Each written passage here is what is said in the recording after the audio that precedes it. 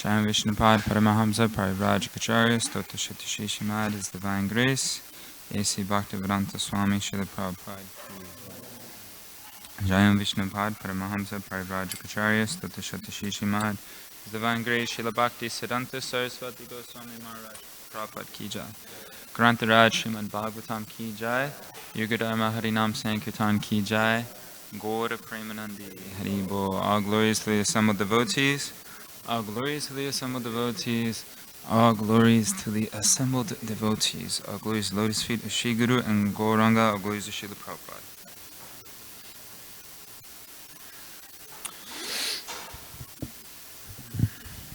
Om Namo Bhagavate Vasudevaya. Om Namo Bhagavate Vasudevaya. Om Namo Bhagavate Vasudevaya. Okay, reading from Grantaraj Srimad Bhagavatam, 3rd Canto, Chapter 1, Text 25.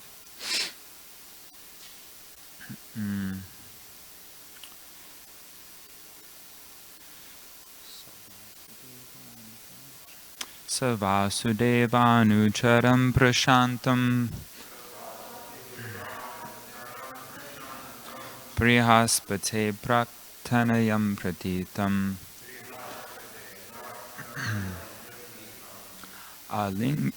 Alingyagadam pranayena badram Swanam aprichat bhagavat prajanam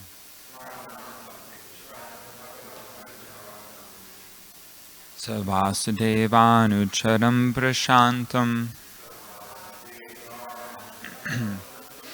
Prihaspate praktanayam pratitam Alingyagadam pranayena badram Swanam aprichat bhagavat prajanam. Please chant.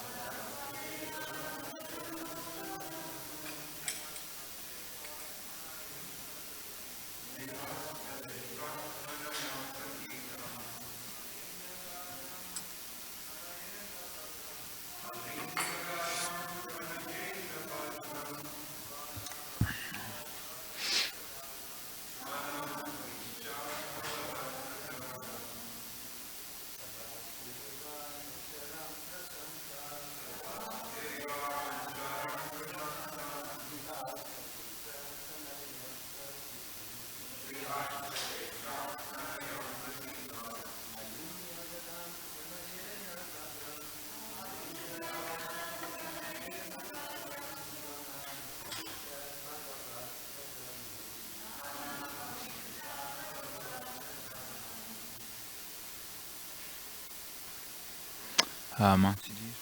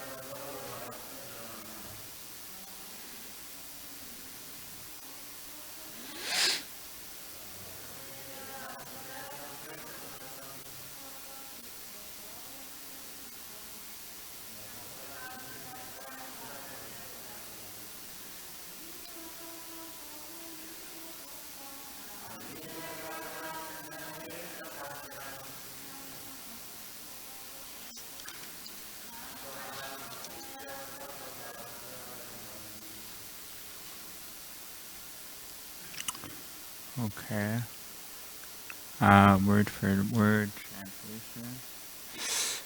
Saha Hi Vidura Vasudeva Lord Krishna Anucharam constant companion Prashantam very sober and gentle Brihaspati of Brihaspati the learned spiritual master of the demigods.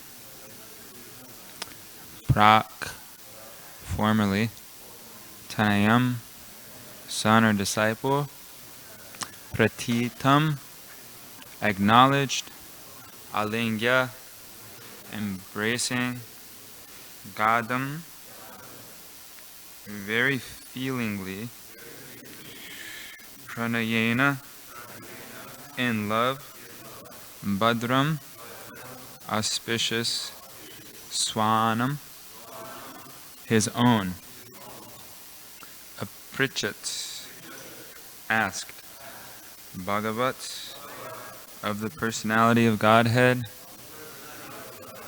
Prajanam family. Translation and purport by His Divine Grace A.C. Bhaktivedanta Swami Srila Prabhupada. Then due to his great love and feeling, Vidura embraced him, Uddhava, who was a constant companion of Lord Krishna and formerly a great student of Brihaspati's. Vidura then asked him for news of the family of Lord Krishna, the personality of Godhead. Purport. Vidura was older than Uddhava, like a father, and therefore when the two met, Uddhava bowed down before Vidura, and Vidura embraced him because Uddhava was younger like a son. Vidura's brother Pandu was Lord Krishna's uncle, and Uddhava was a cousin to Lord Krishna. According to social custom, therefore, Vidura was to be respected by Uddhava on the level of his father. Uddhava was a great scholar in logic, and he was known to be a son or disciple of Brihaspati, the greatly learned priest and spiritual master of the demigods. Vidura asked Uddhava about the welfare of his relatives, although he already knew that they were no longer in the world. This inquiry appears to be very queer, but Srila Jiva Goswami states that the news was shocking to Vidura, who therefore inquired again due to great curiosity. Thus his inquiry was psychological and not practical. Om Jnana Timindasya Gyananjana Shalakoya Chakshu Unmilitam Mina Tasmai Shri Gurave Namaha. Namo Vishnupadaya Krishna Mustaya Vidale Srimati Bhaktivedanta Swami Nitanamane. Namaste Saraswati Devi Gauravani Pacharine Nirvishesha Shunyavadi Pashtatadi Shatarine.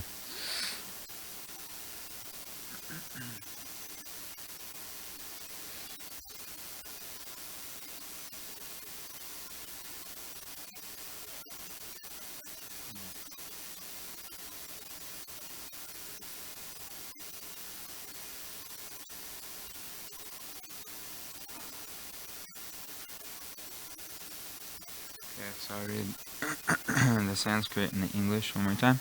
Savasudevanucharam prashantam prahaspate praktanayam pratitam alingya gadam pranayena badram swanam aprichat bhagavat prajanam. Then, due to his great love and feeling, Vidura embraced him, Uddhava, who was a constant companion of Lord Krishna and formerly a great student of Brihaspati's. Vidura then asked him for news of the family of Lord Krishna, the personality of Godhead. Okay.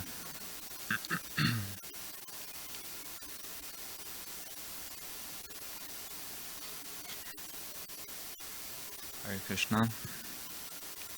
I'm a little embarrassed to sit up here. I would rather be on your end and be hearing from somebody speaking, but please give me your blessings so I can say something useful.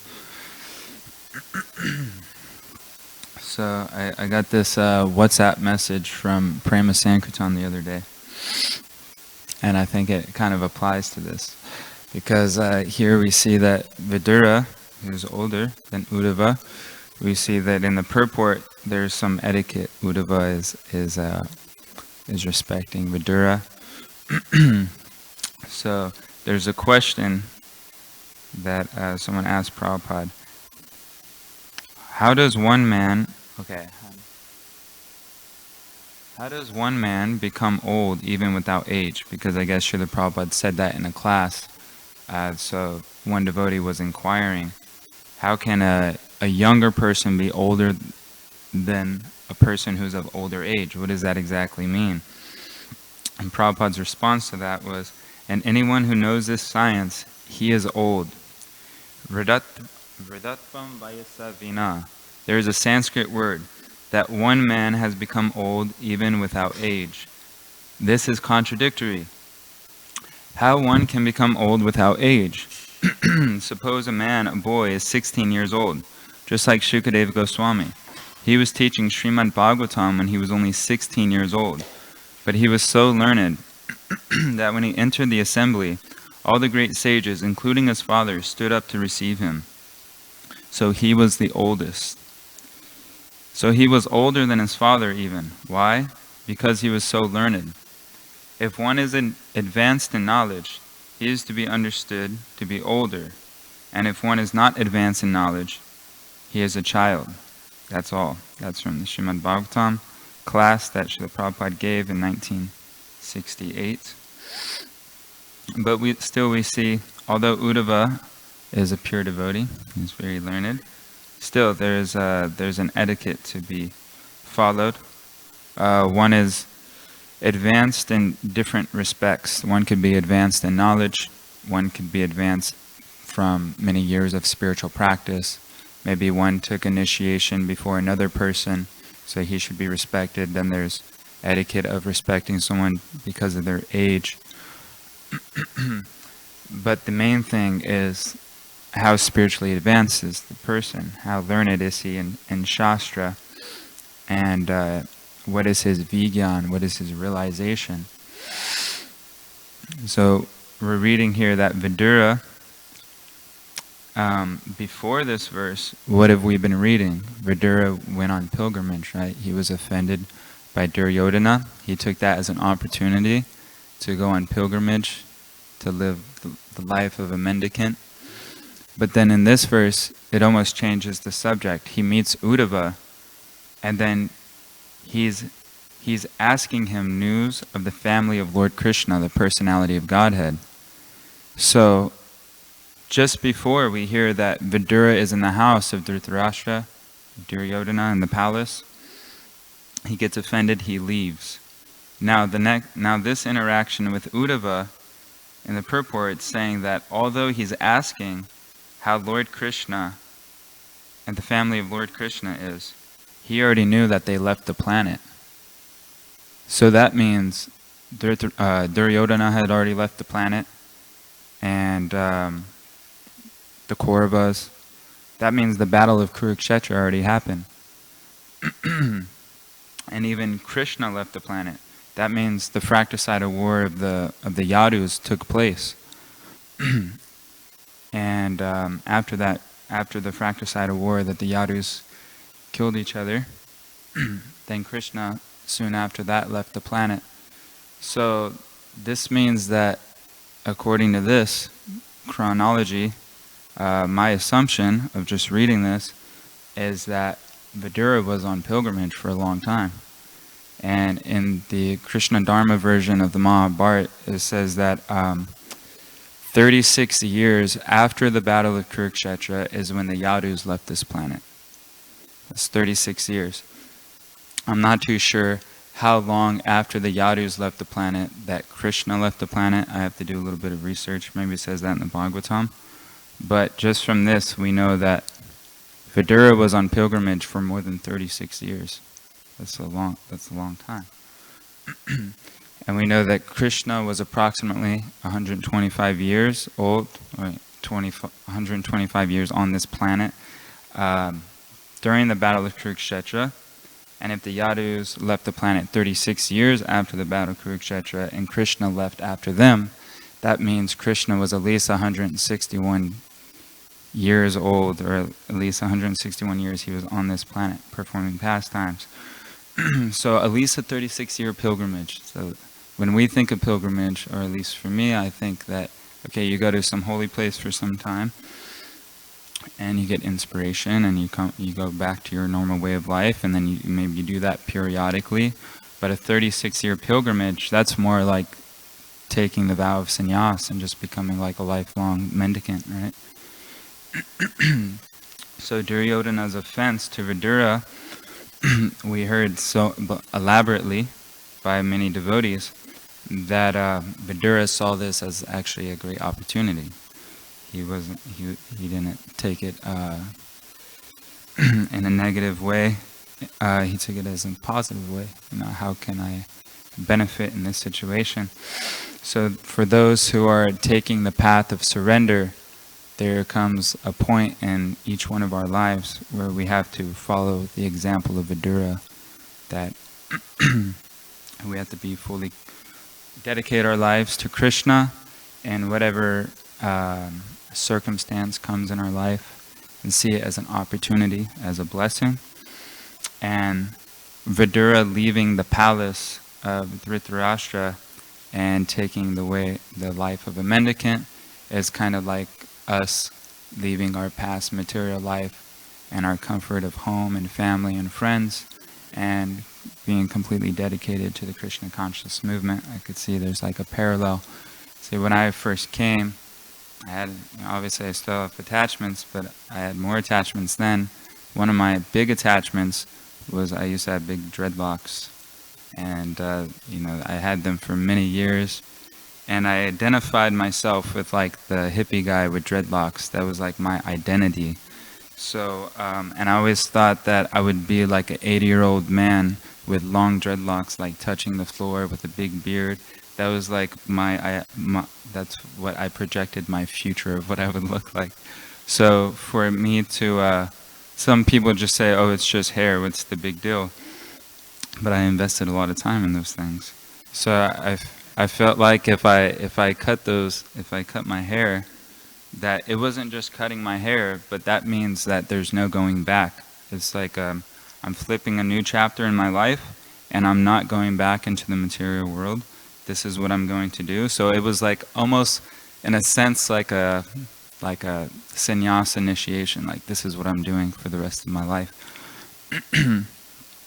So it's not only a one-time event when we're like brand new, but there could be events that happen even if you've been practicing for Krishna consciousness for a certain amount of years, that you also have this opportunity, like a crossroads. Okay, I've been practicing for so many years, maybe you lost a taste, or you lost enthusiasm, or certain material opportunities come up where you can make a lot of money or whatever. So there's oftentimes like a crossroads. So what am I going to do now? Maya is giving me this opportunity that seems very favorable for my material comfort, or am I going to stick to the path of surrender? So this could be seen like as Duryodhana's insults. Duryodhana is like offense personified, and in our life, those tests can come in many varieties, whether it's like emotional or mental challenges or whatever. You just continue making the right choices of complete surrender to Krishna. So I see that Vidura's pilgrimage correlates with each of our lives. This is like, as a sadhaka, we're on a pilgrimage, and our ultimate destination is Goloka Vrindavan. So as Vidura visited many holy places, it names some of these holy places. Like he went through Ayodhya, Dwarka, and Mathura. He went through, he visited different holy rivers, the river Sarasvati, and I'm assuming he spent a lot of time in certain places to make it at least 36-year pilgrimage.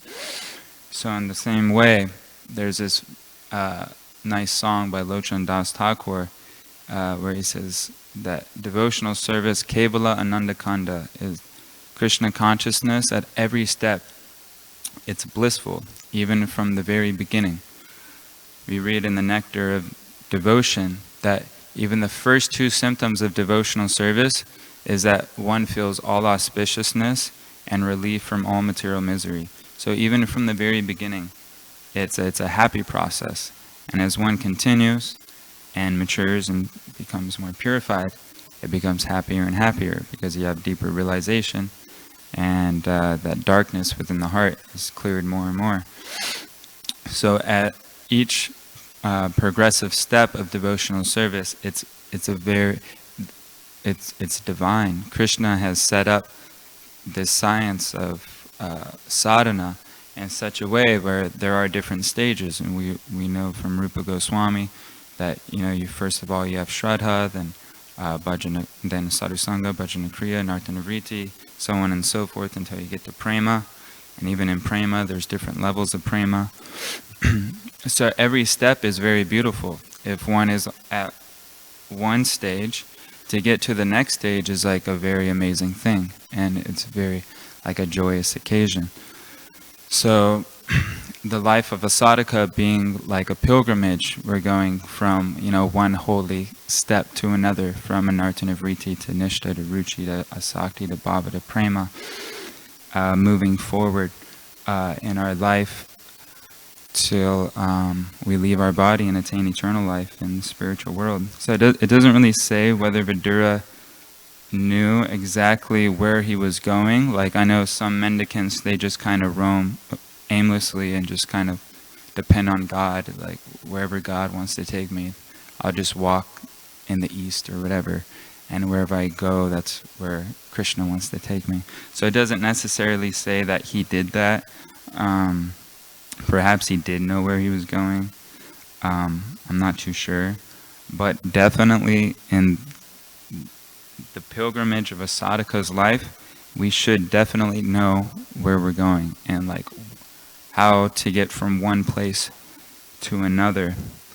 There's a nice example that I often say is that if you're driving in a car and you want to get somewhere, you got to first of all know where you are, and you have to know where you want to go, right? Otherwise, you're just driving in the car aimlessly.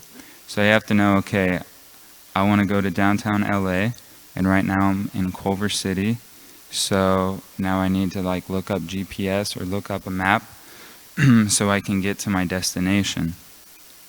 But if you don't know where you are and you don't know where you're going to go, then you'll just kind of maybe go around in circles or go off a cliff or something like that. So it's important for us to study the books, analyze the books, understand the philosophy, and judge our own progress from the criterion of the philosophy given by the previous acharyas, and understand, okay, where am I? Am I on the stage of anartanavriti? Am I on the stage of nishta? What do I have to do to get to the next stage? This is the Krishna consciousness movement, right? We say it all the time. But where are we moving? We should be moving forward and progressing, both individually and collectively as a society.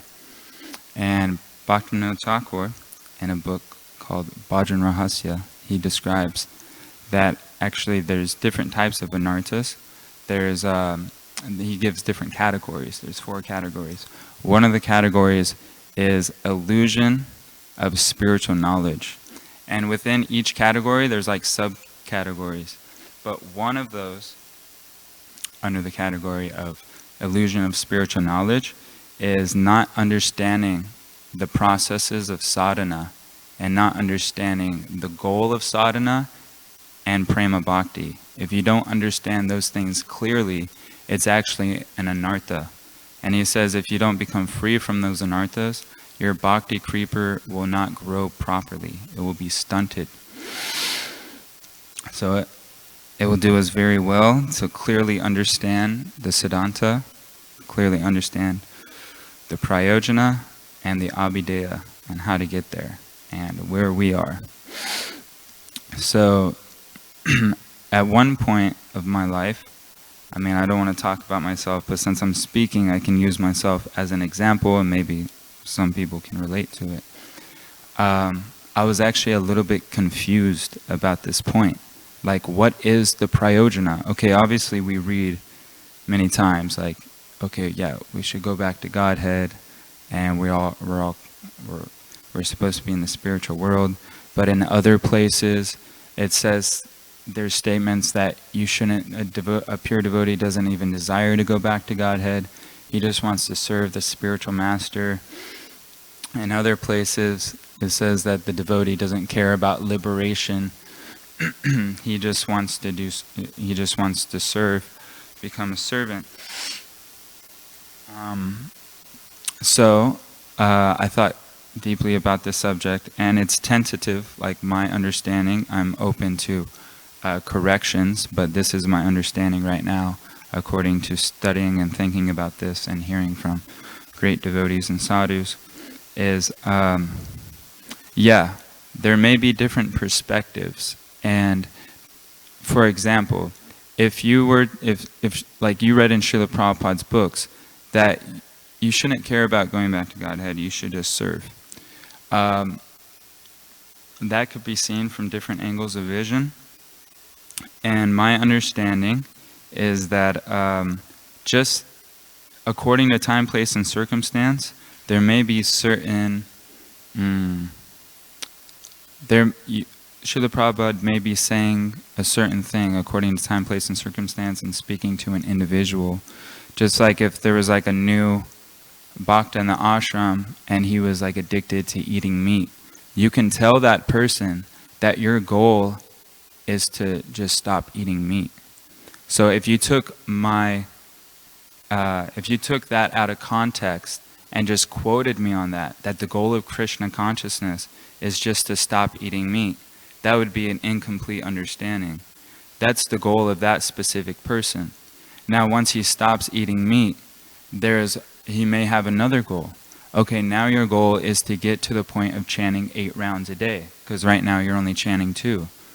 Now, the same thing, if you took that out of context and just said, oh, this person is saying that the goal of the Krishna consciousness movement is to chant 8 rounds. You know, you could say, oh, he's deviating or he's watering down. But no, for that specific person, that's his goal. So, in the same way, we should see Srila Prabhupada's statements in a very mature way, because a lot of times he'll say opposite things in different places, and you may become bewildered. But if you read his books and you study books from contemporary acharyas, maybe even Bhaktivinoda Thakur, that Srila Prabhupada actually wanted us to study those books, then you may have a clearer understanding of what the ultimate goal is, not just a relative goal.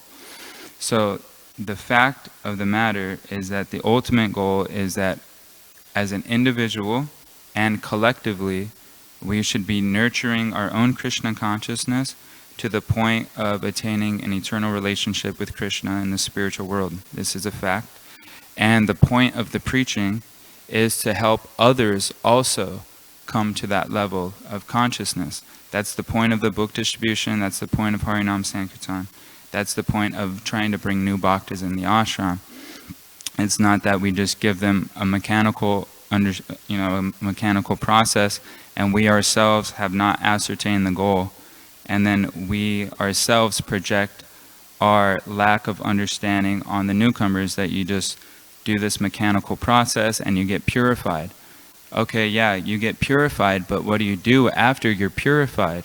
If someone is sick in the hospital, again, you can say your goal is to get healthy, but you can hardly expect that someone who's actually healthy would want to stay in the hospital bed, just, laying there.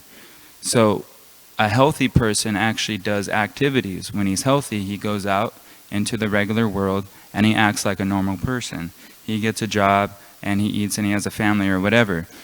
So in the same way, anartha nivriti is very important, but that is supposed to bring us to the stage of artha pravritti, of hearing Krishna's pastimes, of relishing them.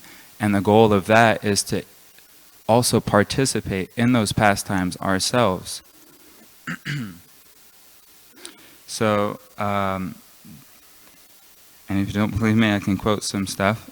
Nectar of Instruction, just reading the other day, where Srila Prabhupada, Rupa Goswami, first of all, he gives the essence, or he gives the advice of all advice, right? He says that the essence of all advice is when one should utilize one's time 24 hours a day, hearing and chanting about Krishna, and this way one should reside in Vraj and serve Krishna under the guidance of devotees. So in the purport,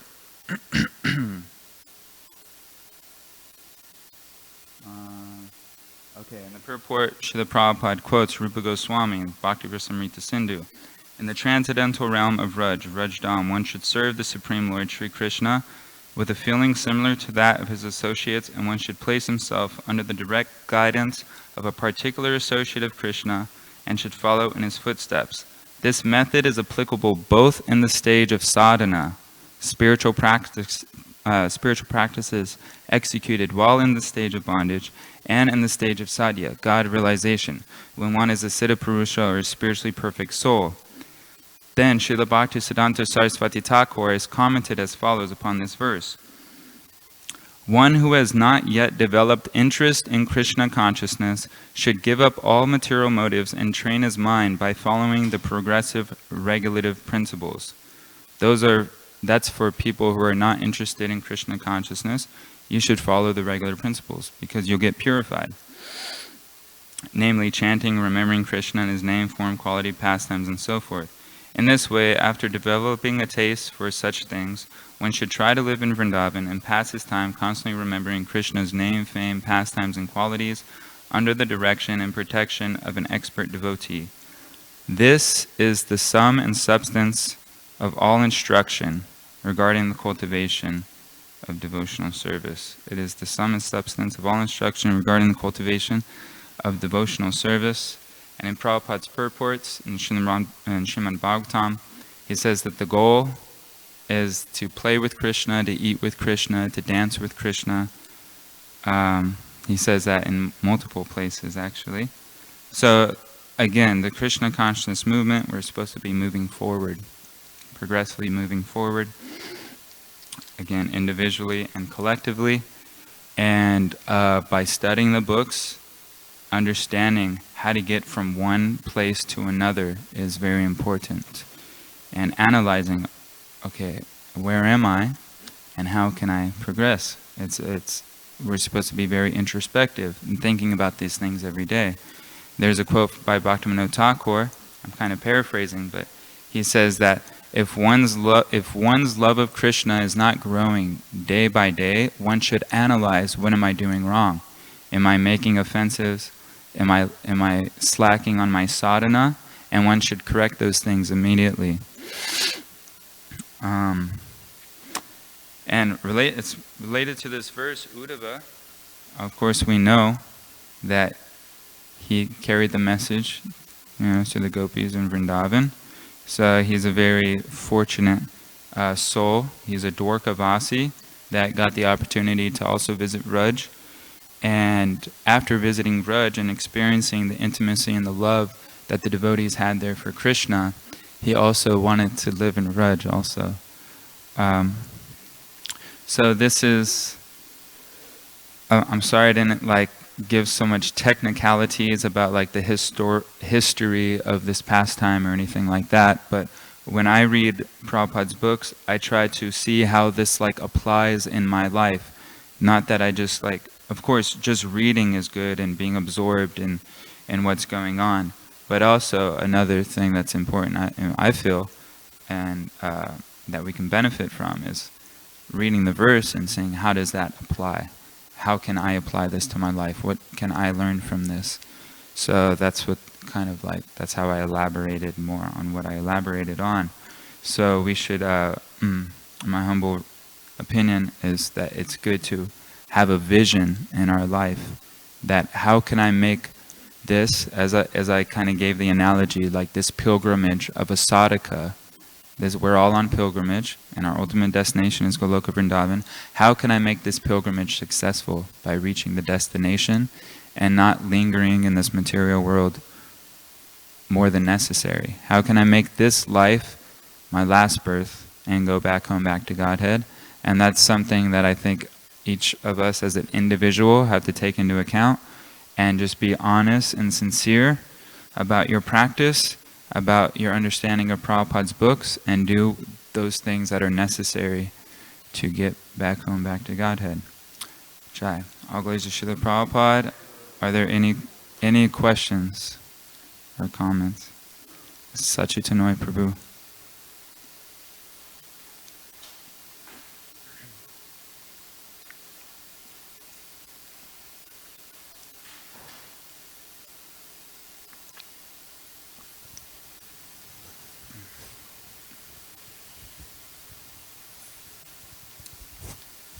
Thank you, Ananda Kirtan Prabhu. You had a lot of beautiful insight, thoughts, and realizations. And that also reminds a comment that I have, a reflection also. It reminds me the conversation of in the Chaitanya Charitamrita of Sri Chaitanya Mahaprabhu with Ramananda Roy. The first question was, what's the goal of life? Or how you achieve love? And then he went on one step to another step to another step further. Lord Chaitanya was asking, tell me more, tell me more, tell me more, go deeper, tell me more. So it shows how the science of Krishna consciousness is unlimited. It can come in many various ways. And I like the point that you make about, making choices, because that will determine your future also. But it's interesting to see also that in reading the conversation of Vidura and Uddhava, it's a lot of exchanges of love and affection, and it's bringing us closer to Krishna, because the ultimate goal is always to link with Krishna everything we do. And just like in the beginning of the Srimad Bhagavatam, the famous question that said, Variyan esate prashna babadir lokamangalan. Yat krita Krishna samprashne yanadma suprasidati. That these questions are so glorious because they are related to Lord Krishna, and it's the world's benefit, is for the world's benefit. So whatever choices we make, taking what you said, whatever choices we make also will project our life, progress our life in Krishna consciousness, and we can attract other people to bring them back. They will get the benefit of whatever choices we make in Krishna consciousness. You made a benefit, and the people there also will, because it's all in relation to Krishna. So I appreciate that, your thoughts and realizations. Anybody else? Questions? Okay. Prabhu, sorry, I just wanted to make just one comment, and that also, no matter how advanced we might think we are sometimes, we should always be careful to check with Guru and Shastra, Guru, Shastra, and Sadhu, because at one point also sometimes we might think that we are making the right decision, but then Guru is there to guide you all the time. Guru, Sadhu, Shastra, and then we'll be okay in that regards. Jai Grantaraj Srimad Bhagavatam ki jai, Srila Prabhupada ki jai, Hare Krishna.